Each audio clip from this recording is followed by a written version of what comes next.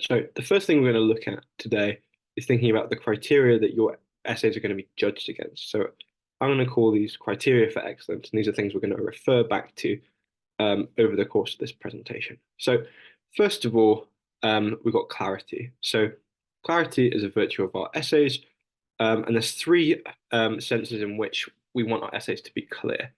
So sense one, we want to be clear in what your answer is.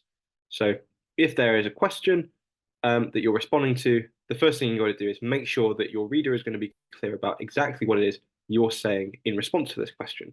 So it shouldn't be ambiguous whether you are saying yes or no to the question. Um, your take on it should be something that shines through very clearly throughout the essay.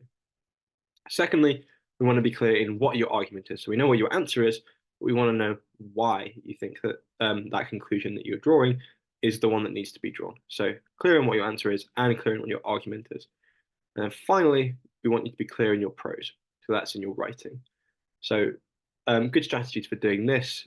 Try and keep things short in the sense of using shorter sentences than you might think that you need, using shorter paragraphs that you think you might need, and also using shorter words than you think you might need. So there's a famous George Orwell quote that I've listed here, which is never use a long word when a short one will do. And this is a kind of pretty good piece of general writing advice, which is that when you're writing for any kind of other reader, if they're not guaranteed to be a specialist in your field, then it can often be a good idea to try and keep things as simple as possible. So instead of bombarding them with jargon, trying to keep things as simple as possible.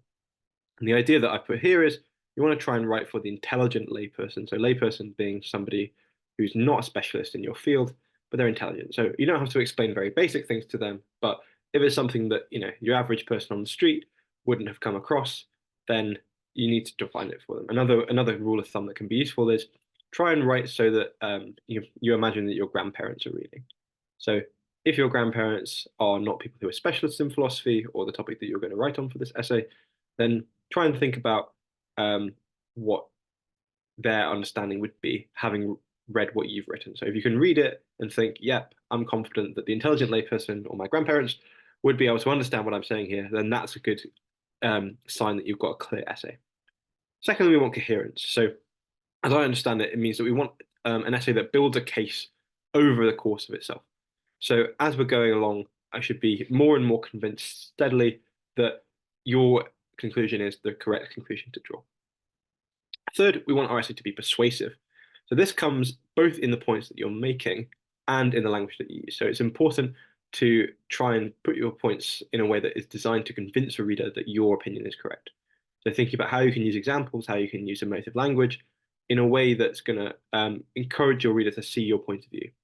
It's also important to think about where your reader might be coming from. So the readers that are going to be ultimately deciding whether your essay wins or does not are going to be markers from the John Locke Institute themselves. So one of the things that I think is worth thinking about is what kind of background are they going to be coming from? So the John Locke Institute is an institute that has a clear set of principles and values that it's governed by, which tend to be converging around broadly liberal principles in a kind of classical sense.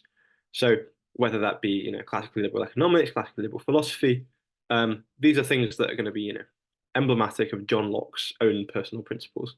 So thinking about whether you're making an argument that's going to be appealing to somebody who has those principles can be something that might be useful for you. And we'll see this when we come on to the example essay that we're going to look at.